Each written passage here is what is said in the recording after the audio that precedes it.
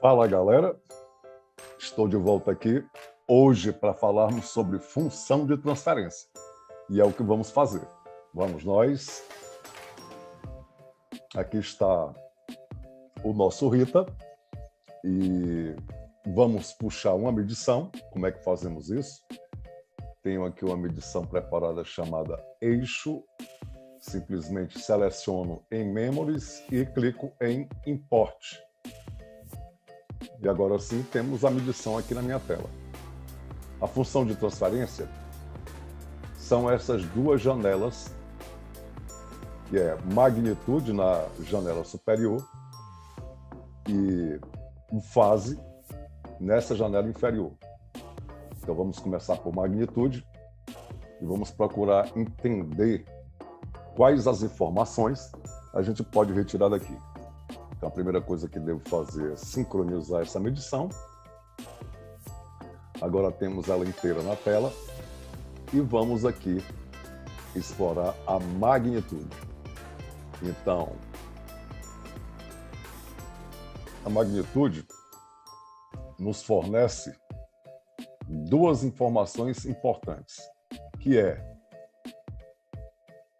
nível relativo e frequência relativa.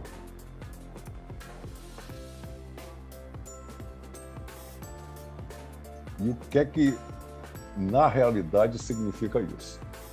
Então, como eu devo interpretar essa resposta de medição? Vamos colocar aqui a referência. O que é a referência? A referência, como a gente já viu quando falamos sobre a resposta ao impulso, é essa linha reta perfeita. E o que é que ela significa quando a gente tem isso aqui? Isso significa que o meu programa enviou, quando eu cliquei em gerar, um sinal de teste que eu escolhi aqui, e excitou meu sistema. E a medição retornou essa linha reta. Isso é conhecido também como relação de ganho unitário. A reta está toda em cima de 0 dB.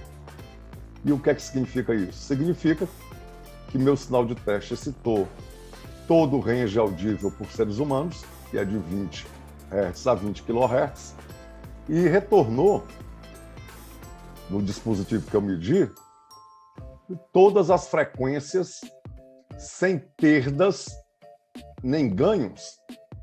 Ou seja, o meu dispositivo sob teste não alterou a resposta do meu sinal de excitação. Ele retornou todas as frequências do sinal que o excitou, sem haver ganhos nem perdas. Entretanto, quando a gente olha a medição acústica, o que a gente vê é um sobe-desce, sobe-desce, sobe-desce, ranges. Pedaços desse range estão acima, outros estão sobre zero, outros um pouco abaixo, e em algumas situações um 6 por meia dúzia, sobe-desce, sobe-desce, sobe-desce. Então vamos interpretar o que diz essa medição.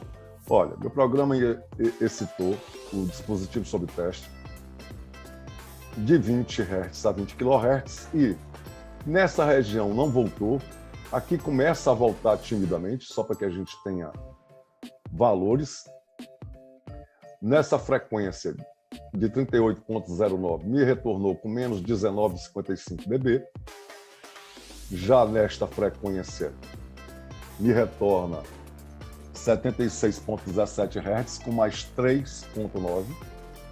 Já aqui mais para frente a gente tem outra relação. Em 146 temos um ganho de 6, aqui já temos uma perda, aqui já temos ganho, aqui está mais ou menos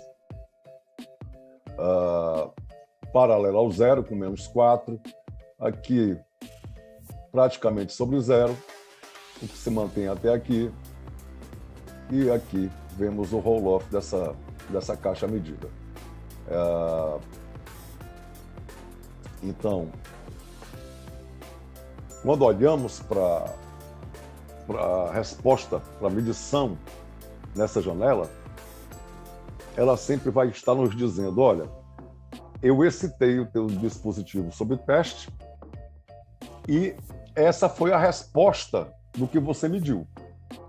Não fala esse range de frequências e do range que responde com que intensidade, com que nível em dB a resposta se deu, se houve ganhos ou perdas do sinal de teste com que excitamos o dispositivo que estamos testando. E logo aqui em cima vemos a linha de coerência. Muitas vezes somos levados a ocultar a linha. Entretanto, não aconselhamos, porque esta linha nos diz se os trechos de medição onde a coerência se manifesta, se são confiáveis ou não. Então, não abdique de ter ela na tela, para poder sempre receber essa informação adicional de quão confiável é a medição no trecho que você está observando. Então, magnitude nos fala sobre nível relativo e frequência relativa. Relativo a quem? Relativo ao sinal de referência, que é esse sinal perfeito, essa linha reta, que está aqui completamente sobre zero. Então, aqui temos essas informações, nível relativo e frequência relativa, e aqui embaixo teremos também duas informações. A fase nos fala sobre tempo relativo, e mais uma vez, relativo a quem? Relativo à medição, ou ao sinal de teste, perdão, e nos fala também sobre o atraso de grupo, ou a distorção de fase. A distorção de fase que uma caixa ou um dispositivo que estamos medindo apresenta. Então, vamos analisar aqui a nossa medição. E a gente vê que, diferente da referência, temos torções, temos uma aparência inteiramente diferente se compararmos com a referência. Vamos interpretar. Nos trechos em que a medição está paralela ou sobre a referência, podemos dizer que essa parte da medição está em tempo, em fase com a referência. Entretanto, quando percebemos esse tipo de inclinação, está indo aqui no sentido anti-horário, significa que esse trecho da medição está adiantado em relação à referência. E mais atrás notamos que tem uma parte da medição que se inclina no sentido horário. A referência está aqui e a minha medição deslocou o traço de fase assim acima. Então, temos uma inclinação no sentido horário. E isso significa que esse trecho da medição está atrasado em relação a quem? Em relação à referência. Mas o traço continua girando no sentido horário. Aqui estamos em 180 graus. Acaba o espaço do gráfico para desenhar a resposta de fase.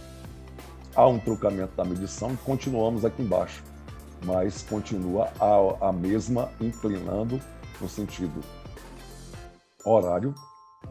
Então, podemos entender que há um atraso nesta frequência de 180 graus com relação à referência.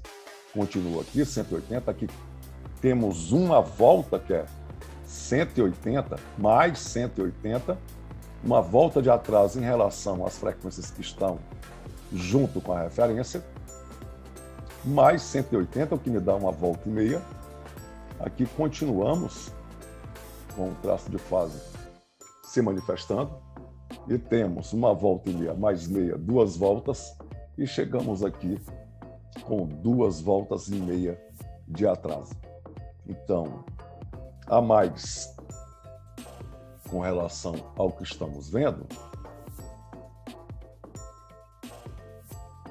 é entender a distorção de fase que essa caixa apresenta. A gente gosta de chamar a atenção que esse é o atraso de grupo da caixa. O atraso de grupo provocado com os filtros com que o engenheiro que criou a caixa tratou esta caixa, como ele resolveu a caixa. Certamente aplicou filtros e eles se manifestam desta maneira. Então, vemos aqui, tirar por um minuto a referência, vou dar aqui um pequeno zoom, para que a gente veja que, como falamos na resposta ao impulso, isso não se parece nada com um delta de Dirac, muito pelo contrário. A gente vê que o sinal foi esticado no tempo, justamente pela aplicação do filtro, pela manifestação das reflexões que temos e todas essas questões que se juntam na apresentação do resultado dessa medição.